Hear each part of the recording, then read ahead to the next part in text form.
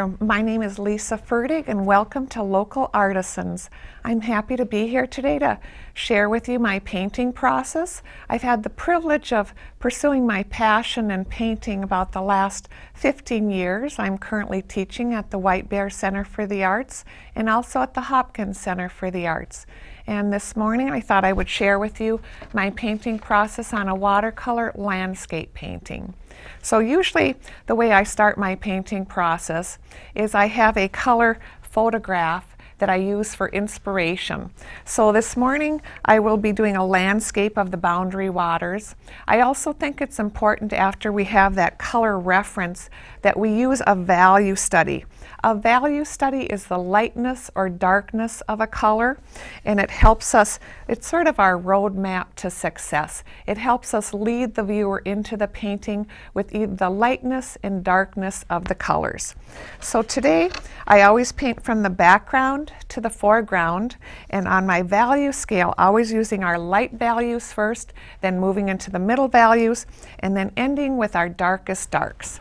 I like to always start with my largest flat brush, and I'm going to start with that background sky color. So I'm going to start to mix up a little of the cerulean blue with just a touch of cobalt blue, and the local color appears to me to be a touch gray, so I'm just going to add a touch of that complement, which would be the burnt sienna, into that mixture there.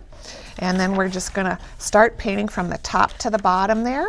I'm currently using a cold press 140-pound paper, and I'm just using it on a piece of gator board that helps give it some strength there. So I'm coming down here, that sky color. I've taken the liberty of folding the composition into 4 quarters. And what that does is that just helps me remember a couple of simple compositional rules, such as I never want to divide the composition in half vertically or horizontally, and that will just make more interesting shapes within the 4 corners. So I'm keeping that in mind here as I come down the page here. I think compositionally I'll be okay. I'm just adding a little clean water as I come down the page here, in making the value a little bit lighter there. And then I'll start to introduce a little Aurelian yellow, that's my cool yellow, and start to place a couple of these more vertical shapes within the composition, keeping in mind that I want to avoid that center of the composition at all times. So we're just going to come in here now with a little Aurelian and start to drop some colors in here. That horizon line on the reference is a little bit above that halfway mark. So once again, I'm going to avoid that halfway mark and say a little bit more about the background shapes there. So here's that halfway mark, and we're just going to drop in a little of that color there, a little bit more of this Aurelian pure pigment that I'm seeing right here. And then I'm going to start to introduce a little gamboge also, which is a little bit warmer yellow here. So what I'm just trying to do now is just sort of drop in that local color and start to describe a little bit of the shapes there. I want to make sure that I don't have 2 shapes that are similar in size and height. I want one to be a little bit more dominant than the other there. Coming across there, let's throw in a little yellow ochre. Just blocking in these colors here. Little yellow ochre there. Now on the shoreline, I'm going to start to say rocks, and I'm going to do that with a credit card that I've cut into thirds. I'm going to be using the sharp side of the credit card and not the curved side of the credit card.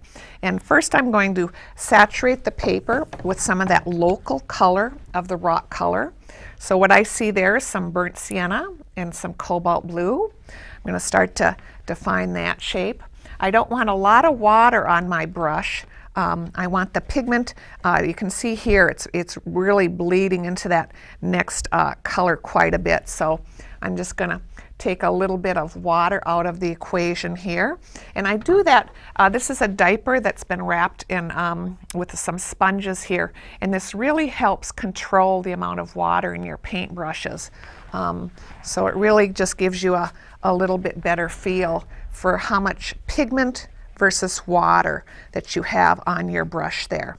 So like I said, now I'm going to wait until until the shine is gone on the pigment. At that time is when I'm going to go in and start to hit this with that credit card. What I'm thinking about as I'm hitting it with that credit card are shapes. I want a variety of shapes. I want some large shapes. I want some small shapes. I want variety. That's what this is all about here. So let's just carry that shape over there. There's even maybe a little rock up here in that area there. Okay, so now I'm just keeping an eye on the shine on the paper. And like I said, when that shine goes away is when I'm going to start to come in here and just start to define a little bit of rock shapes. Every time I touch the credit card to the paper, I'm going to clean it off and make sure it doesn't continue to carry that pigment onto the next shape. So over here, I'm going to be making some smaller shapes here, a little bit bigger in the background there. All the time thinking about a variety of shapes here. As I come over to this section of the composition, I'm going to be focusing on a little bit larger shapes there. I don't want all the shapes to be the same size, so I'm going to come in there. I'm going to have a shape behind a shape, pushing this shape back a little bit further there. And what I'm doing with the credit card really is just picking up that pigment and letting it go back to the underpainting that was there. So let's just make a couple more shapes here. A little bit more here, and then we'll start to focus a little bit more on our middle ground. Now we've described pretty much our background and our shoreline. Now let's come into the middle ground. So what we have here is a reflection. And a reflection is just a mirrored image of what's above. So if we take what we have above and just flip it down into the foreground, that would be our mirrored image. So we can see here by looking at this value study that we have quite a bit of light value because that's reflecting the sky area in this area. And then here's reflecting a little bit more of the shoreline rocks and a little bit more of the trees in the background there. So let's come in now and describe a little bit more of that area. So here I'm going to be coming in here and describing a little bit more of the shoreline, which would be describing a little bit more of the essence of the shape, which would be the rocks. So let's drop those in. And then below that, I would start to describe the foliage a little bit more. So I'm going to come in with a little bit more of the cerulean blue here and the Windsor yellow. Let's throw in a little bit gamboge. We want some nice variety of color. Carrying that down here. And then over here, we're going to keep that pretty light. So I'm just going to use a touch of the cerulean blue over in this area here, bleeding that out there nicely. And then once I have the shapes defined a little bit, I'm going to come in here and say this is a little bit more water with the cerulean blue and the cobalt blue here, just filling in a little bit more here. And then the essence of water is a flat shape. So in order to say that, we have to say that with our brush. So I'm cleaning my brush. I've taken all the water off of my brush. I've taken most of the water out of my brush with the diaper there. And now I'm going to state the essence of the shape by giving it a horizontal stroke, which will say that the surface of this area is flat. It also conveys nicely that it's water with a bit of motion in the water there. And now we've stated the essence of that. I'm just going to dry around the edges here of the paper so we don't get any run backs. And then at this time I'm going to anchor it down with a couple of bulldog clips here, because as you can see the paper is just starting to dry a little bit. And when it dries, I want it to dry flat. And in order to do that, I just have to have it anchored either with tape, staples, or bulldog clips onto the board there. So now I'm going to come in and I'm going to start my middle wash. So that was the first wash that we just completed, using our light values and just stating, getting in that basic local colors, hues, and shapes. Now we're going to come in, once again, using our reference, our value study, and dropping in our middle values. And we're going to do that with a round brush, because I think it's a little bit easier now to state the shapes here. And I'm going to come in with some cobalt blue and some gamboge, which is more of a middle value blue, and start to develop the background shapes a little bit more here. I think it's dry enough. We'll just keep on going here. So let's come in here, keeping an eye on that middle. So what I'm doing is I'm stating now the essence of some of these shapes here, which I'm saying evergreen trees here. I want some variety of color. So I'm going to be, every time I go back to my palette, using a little different color than what I used before there. Stating a tree trunk here, coming down a little bit, and just describing some shapes here. Another little shape there. Color's getting a little bit boring, so let's go back to that palette. Push out a little bit more of the gamboge this time. It's very important to let some of these sky holes show through. That first wash there that we started with, very important. As we come onto our rocks, I'm going to start doing a little negative painting. Negative painting is when I paint behind the positive shape. The positive shape being the rock, the negative area being behind the rock. So I'm just going to start to come in here. This is also a good opportunity for me to sharpen my shapes a little bit if I'm not happy, if they're not an interesting shape. An interesting shape should be sort of be like a puzzle piece, two pieces that interlock with each other, pieces that are unequal on the sides are things that we can sort of focus a little bit on a good shape.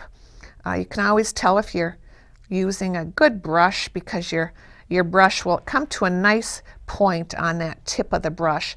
And from there you can really start to get a little nice detail going on here. Let's change the color again. Let's go back to that cobalt blue and add a little of the Windsor yellow here. Now I'm keeping an eye on the negative space, the space between my positive shapes, making sure that I have some interesting negative shapes as well as positive shapes there. So let's come down, let's again push the color a little bit more. Coming into our rock area, let's state that a little bit better there. Maybe have another little shape there. Okay, let's come over here now. Once again, negatively paint behind that shape. Let's throw in a little bit more of that gamboge. Pull up another shape there positively to break up this negative shape in here. I always want my pigment to be about the consistency that it flows nicely. The type of brush that I'm using is a natural squirrel, which really holds a lot of water when you're painting. If you're a little newer to painting, I would probably recommend a synthetic brush that you can control a little bit easier. But as you become a little bit more proficient in your painting, you'll notice that a squirrel is just a real delight to paint with. Now I'm keeping an eye on my shapes because I don't want them all to be the same width. I want some to be skinnier. I'm going to push a couple shapes back here a little further, and I'm going to do that by stating a lighter value and a little bit grayer intensity. Things further in the distance are going to be a little grayer with a little bit more aerial perspective.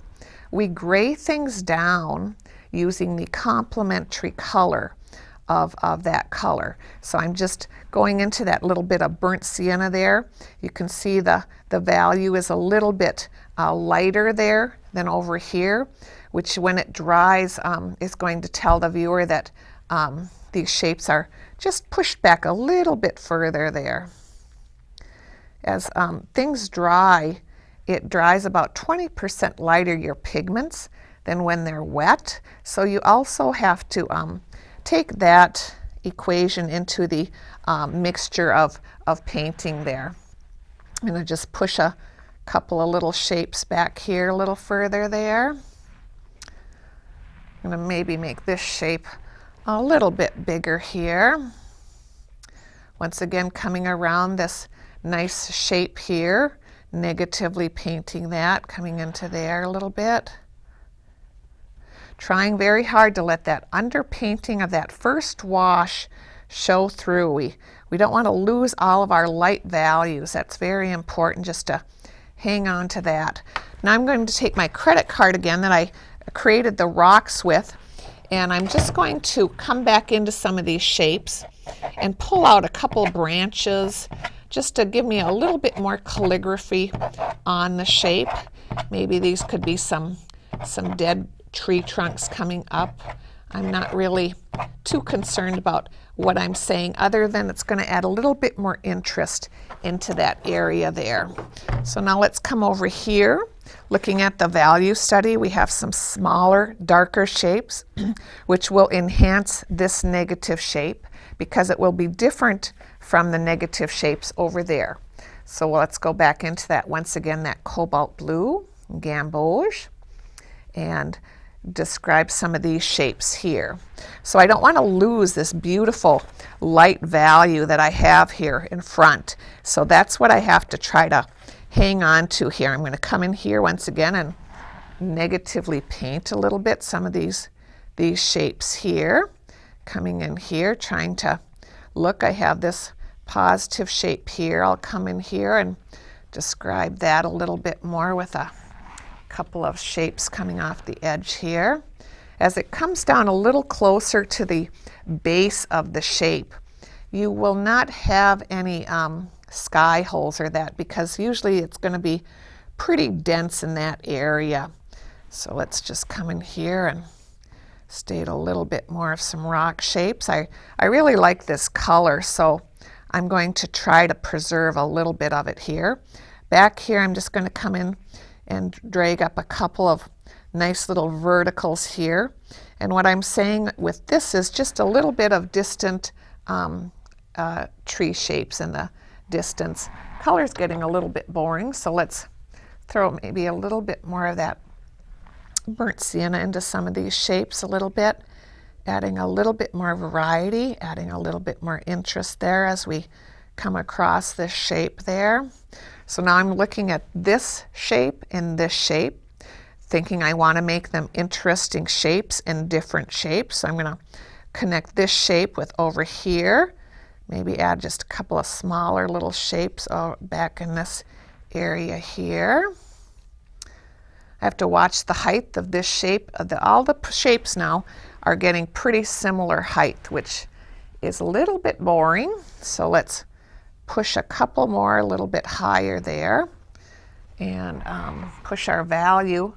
We're getting a little light there, so let's just push our value a little darker on some of these shapes there. Make it a little bit more interesting. Maybe throwing a little yellow ochre into this area here, coming up and leading the shape behind this shape here, and then maybe even carrying over a little of this color into this area.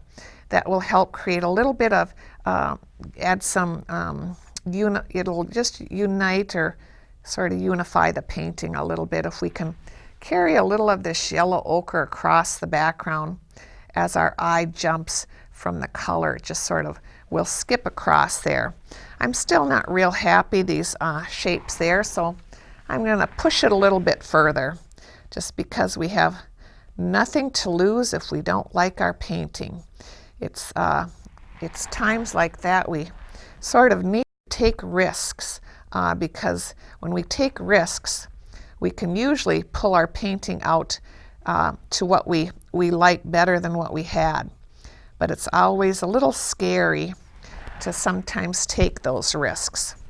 So now I'm coming over to the edge of the page here, and I don't really want to bring the viewer's eye out of this picture plane.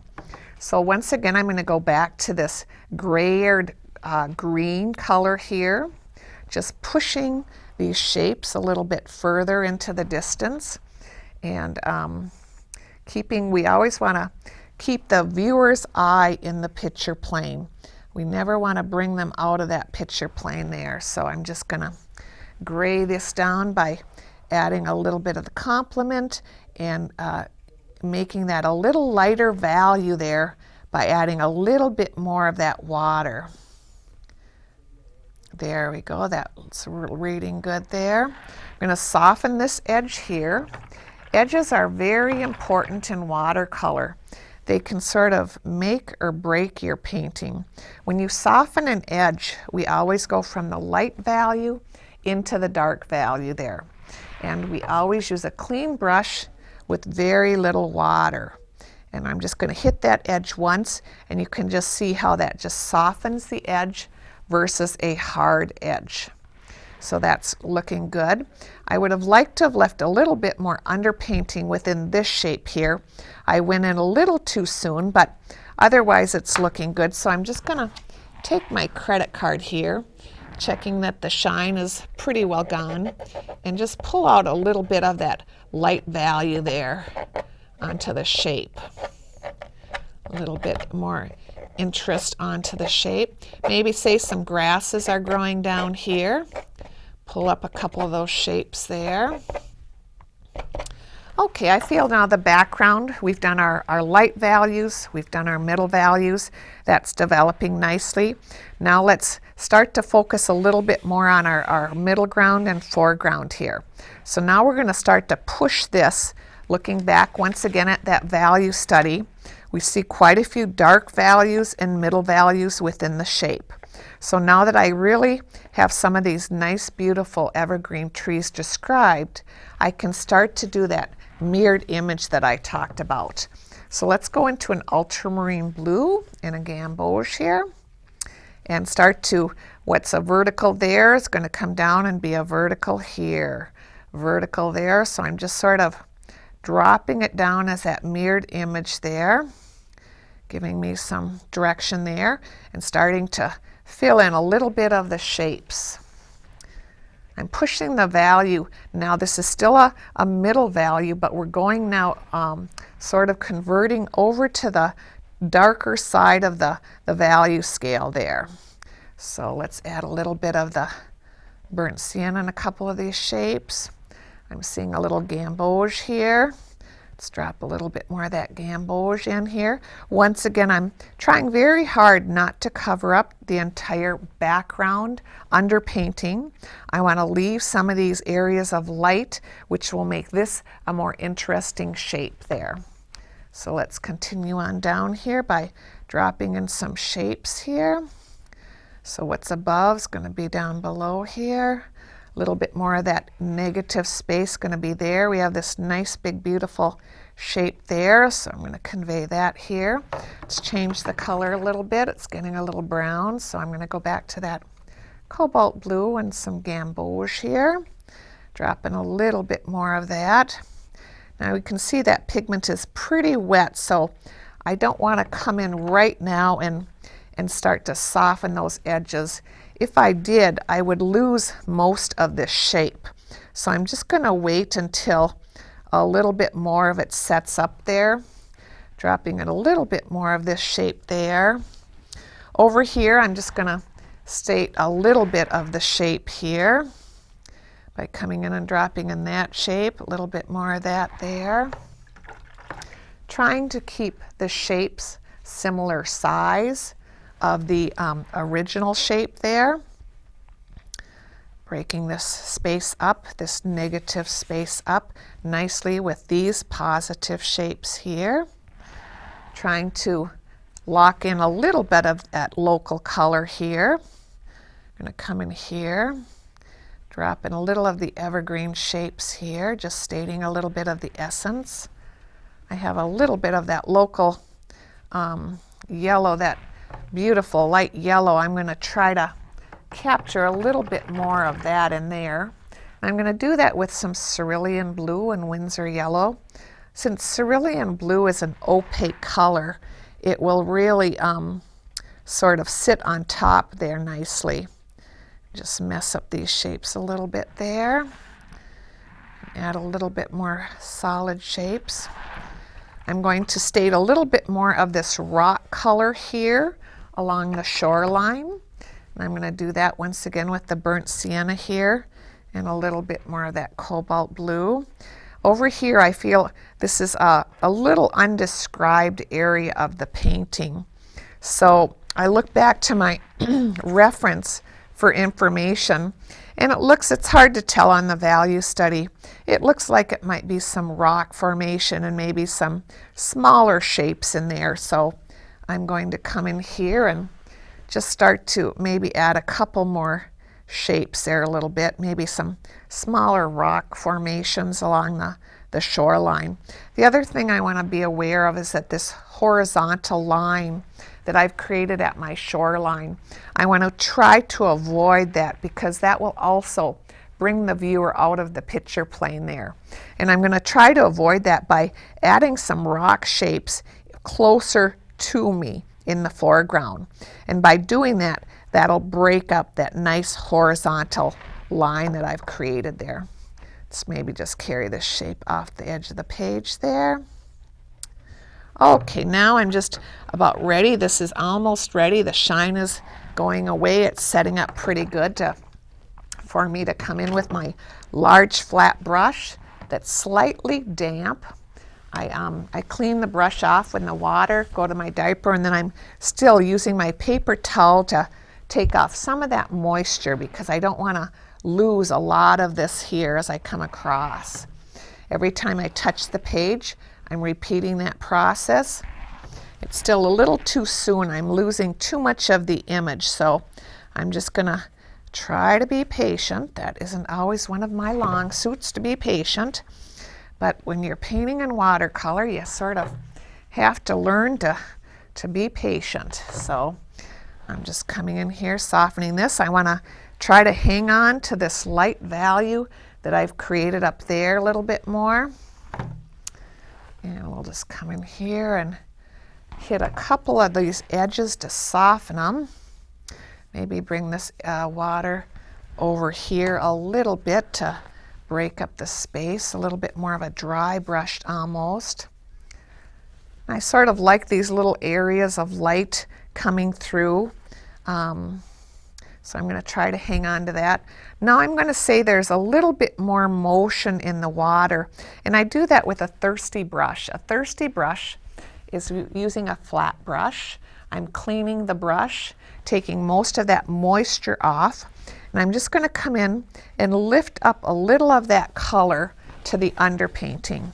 And that's going to pull it back to give me a little bit more motion in the water, telling the viewer it's just a little bit more of a choppy water rather than a very still day that the water would be very mirrored-like image. Just breaking up the shape a little bit more there, telling the viewer a little bit more information about the type of water that's going on there. So I'm just going to break this up a little bit more. Now the shine's almost gone in this area here, so I'm going to come in with my credit card, and once again this here is a reflection of these rocks, so I'm just going to drag this down here a little bit. I drag it down vertically because I'm stating it's a reflection, and then I'm going to hit this, remember, horizontally to lay it down flat because this water is on a flat surface here. It's going to soften that edge. Let's come in here now and maybe describe a couple more little shapes with the credit card here. This shape being closer to us, the other shapes receding a little bit in the distance there. It's almost ready here. Let's just pull this shape out there. Once again, I'm thinking interesting shape. And by creating this shape here, like I said, that'll block that viewer's eye from here from going out off that picture plane. Maybe just adding another shape here. Okay, that looks good. Happy with that. So at this time now, I'm going to dry my painting, and then after it's thoroughly dry, you'll be able to tell when it's thoroughly dry because once again it'll be flat. You can tell the painting when the watercolor paper begins to stretch, it expands, and when it does that, there's nowhere for it to go with the bulldog clips on the page, so it starts to just get a little wavy there. But once it's dried nice and dry, it'll be nice and flat. So I'll go ahead and dry the painting and we'll be right back. All right, my painting now is completely dry.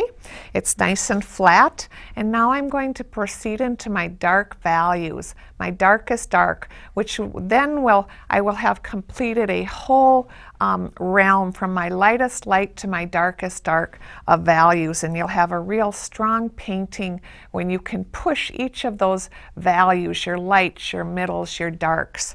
So let's come and once again look at that value study and see where our darkest dark is. I also want to say that at this stage of the painting, you sort of have to start to push your reference material sort of aside and start to look at your painting and decide what you really like, where you want to really focus in on that center of interest. Remember, our center of interest is usually where our lightest light and our darkest dark, those values come together. And you really like the shapes, and it's going to be where the viewer can enjoy that area of the painting a little bit more before he continues on the journey, examining the rest of the painting. So I'm going to develop this area as my center of interest. The rule of thirds on the center of interest is if you divide your paper into thirds horizontally and vertically, where those lines intersect is always a good place for a center of interest. So once again, that would be in keeping with that rule with this area. So let's come in now with our darkest dark color, which will be our Windsor green and our alizarin crimson. Those two colors on my palette will give me a value that will be my darkest dark. So I'm coming in here now, mixing up that color. I want to use them in about equal proportions there. There we go. And once again, I'm going to come in. I'm a little concerned with this shape and this shape that they're pretty similar sizes. So I'm going to come in here, negatively paint once again, painting behind that shape, bringing a little of this color up into that shape there a little bit. And just to try to, I want to be careful that these darks don't turn into lines. I want some dark shapes that's going to lead the viewer into this area here. I'm going to negatively paint a little bit more of a couple of these rock shapes here, popping them out a little bit more there into that, keeping an eye that they're not all the same height or the same width on the shapes there. Let's just come in here and start to add a couple of little dark shapes into this area here. And then we're going to add a couple more darks up here and really say, look at me in this area. I am sort of the star of this show here. And I want you to really focus on me here, and then I'll let you continue that rest of the journey. I want to make sure that these shapes aren't all the same height once again, or the same size. Coming in here, down over here. Now I have to be careful. I don't want to lead that viewer's eye out of the picture plane there. So I'm just going to proceed with caution. I want to tell a little bit more of the story of that shoreline. So I'm going to do that by coming in here with a little darker edge to define that shoreline and keeping it nice and horizontal, parallel with the bottom of that picture plane. So we know that the shape will lay down nicely here. Now before I go too much further, I want to get back in here and I want to soften these edges because I want a nice soft edge. So I've just cleaned my brush. Now I'm just going to come in here and hit a couple of these edges, always going from that lighter value into that darker value here, pulling those shapes out. Same thing on the edge of the shape, the shoreline there. Let's just soften the top of these shapes into the rocks here. And trying not to lose too much of the shape here. A little softer there shape. The darkest darks are sort of the point where we've already, I tell my students that we've already baked the cake, we've already frosted it, and the darks are sort of saying happy birthday John or whatever. It's just a little bit of the calligraphy on top of the painting. We do not want to lose too much of that underpainting. We've worked much too hard building up our light values, building up our middle values, and we want to try to retain that as long as we can. So those darks are just going to be there to just sort of stay a little bit of the story, but not too much of it there.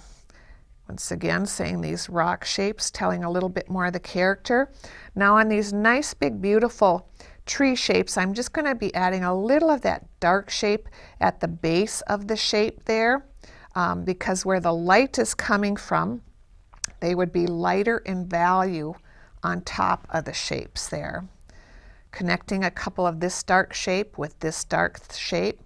So I'm trying to think of these dark shapes as more almost of an abstract design, just popping in that color there, making some dark abstract shapes.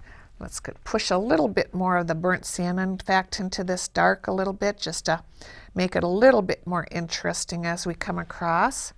Once again, adding these dark shapes a little bit more on the bottom of the shape there. Just add another value to give it some form within the shape. Remember, to create the form, we have to have our three values, our lights, our middles, and our darks. And that way we'll be able to create form. I'm just coming in here once again, softening a couple of these edges, always from the light to the dark there.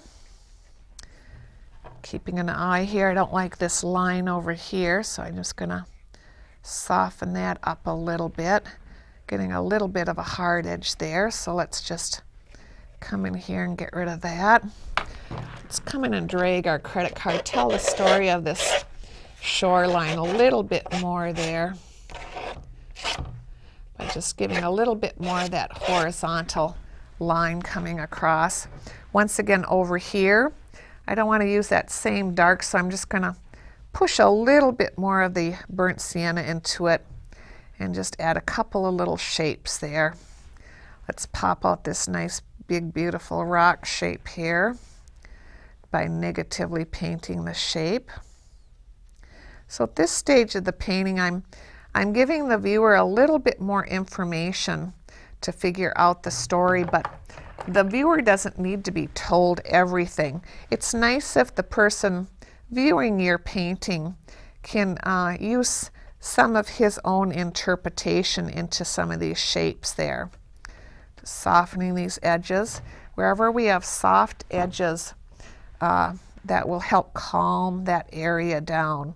If we have an area that's very active, it's going to be, and if it's too busy, a good way to calm it down is by just softening those edges nicely. Let's bring down the shape, add a little bit more of a dark shape there into that. Lead that viewer's eye in here. And then pop out a little bit of a dark there. Tell a little bit of the surface that this shape is sitting on. Now where I have these darks, I'm going to bring a little bit of it down into this reflection here, right in here. Oops, this is rock here, so just going to erase that a little bit here by picking that up. We're going to say rock right in there. There we go. Going back, stating this shape here nicely, so we'll just come in here and state that there and there. Carry that dark out a little bit there, a little bit of a vertical there, a little bit of a shape there to break up this area. And then we're going to try to carry a little bit of this down here. I'd like a little of the local color of this yellow into this area here. So we'll state this shape here, and then we'll come in and see if we can drop a little bit more of that local color. Now we're going to come in and once again just soften some of these edges here nicely.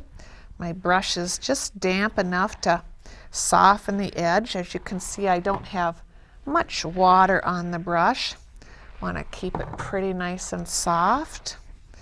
There we go, bringing that over, breaking that line up a little bit there.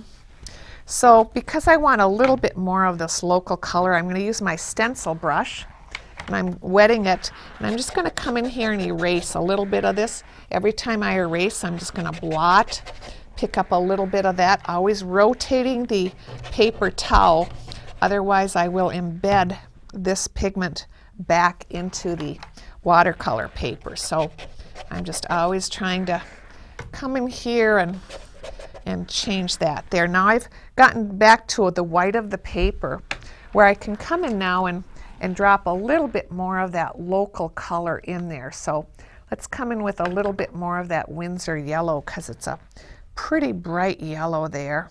Drop a little bit more of this local color. Because the surface is wet, it's going to bleed out nicely, and I don't really need to worry about softening edges. I'm going to drop in a little bit of this yellow here and there across the page, and just let that color continue there. The edge here is a little too hard. It's leading the viewer outside of that picture plane, so I'm going to come in here and soften these edges on the top and on the bottom here. Nice soft edges always near the edges of our picture. I'm going to carry the shape right up off the edge of the page, saying that there's more shapes over here. We really don't need to describe too much more of the shapes. Now I'm just going to take my credit card again and come in here and describe maybe a couple more of some dead tree trunks or whatever. Just a little bit more interest. Pull out a couple of branches there with the old credit card. And then I'm going to take my rigger brush. A rigger brush is a brush with a short ferrule, and it's long hairs. And we're going to come in here, and I'm going to take that same dark, which is the Winsor green and alizarin crimson, and we're going to mix up that. When you're using the rigger brush, it's very important that you load it properly, because it has such long hairs. It really has to be saturated with water and pigment in order for it to flow nicely. So you can see I've made a nice big puddle on my palette here, and now I'm just going to come up here and tell a little bit more of the story with maybe a couple of some dead trees here, by just giving a little bit more calligraphy, a little bit more interest into the shape there.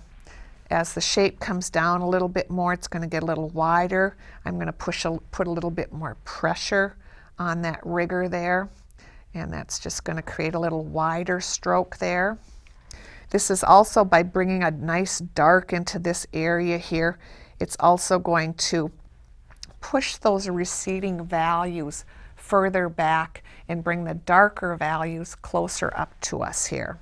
So that's something else. I don't want to add too much interest, too much further from my center of interest, so I'm going to focus a little bit more in this area where the viewer can enjoy a little bit more of that center of interest here.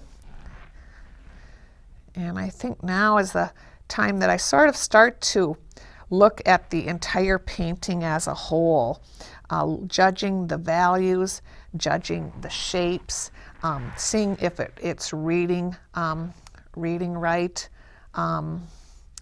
seeing if I need maybe a pop of color here or there. Let's just drop in a little of this in the reflections here, a little of these verticals that I'm dropping in here, because that would also help make this a little bit more interesting a shape here. Then I'll just come in here and soften those just a little bit by a light pressure, just dragging that on nice and lightly there. Not a fan of that yellow sitting there, so I'll just pick that up a little bit more there. Drop that in, trying not to lose the whole line, just a little bit of it here. Let's just add a little bit more motion. This shape is a little too in your face, so I'll come in here and pop in a little bit more of this dark around some of these center of interest shapes here, and maybe a little of that dark on the shoreline just to add a little bit more interest in this area there nicely. And then maybe breaking up this shape, since it's one nice shape, let's break it up with a little bit more of that dark shape there. And then just soften some of these edges here ever so lightly. Remember, if we put too much pressure on the brush, we'll lose the shape. I'd like a little bit more of that local color in the reflection. So the local color here, I see a little bit more of that yellow ochre, so I'm just going to drop in a little bit of that there. This here is demanding a little too much attention. The value is quite light. So remember, where that lightest light and darkest dark come together, that's going to bring the viewer's eye, especially here, since we have a nice sharp edge. So I'm going to bring the value of this shape down by glazing over the shape.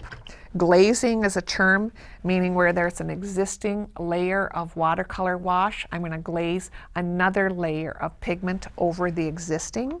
I'm going to come in with a little burnt sienna there and just knock this down just a little bit here. Soften the edge a little bit there. And you can just see how this just sort of helps to lay down that shape a little bit. We still have the essence of the shape. We can still figure out the shape, but now the viewer's eye goes a little bit more to this area where we want them to look a little bit more and not over to here. This is an interesting area with our interesting shapes, but we still don't want too much attention brought to that area. So let's just come and clean up a couple of these shapes. They're a little messy looking there. Just soften a couple of edges. Always want to keep a hard edge on the positive shape. On the negative shape, soften that edge up and lose it nicely there. Over here, it's pretty much nice color variation, all the same value. So I'll just pop in, even though I know it's near that edge, just a couple of little interesting details there. So that's rating good. That's broken up that shape nicely. Let's just take that credit card in here and draw in a couple of little motion lines. This is another good way just to break up the space there. This is still a little damp. I can just drag. I'm just dragging the tip of the cut side of the credit card across the page there. If I have a dense area here that I feel might need to be broken up just a little bit more, I'm going to come in once again with that credit card and just break it up and add a little bit more interest by saying, well, maybe there's some grasses growing here or something, just to tell the viewer a little bit more of that interesting shape. A little bit more of a reflection there. So now I think I'll just add a little bit of burnt sienna up in here a little bit more. Whoopsie. Too much pigment there that just sort of fell on the painting. We'll just lift that up just because I want to add a little bit more of that red being the complementary color of the green. I'm even going to add a touch of the Windsor red with the burnt sienna near my center of interest here.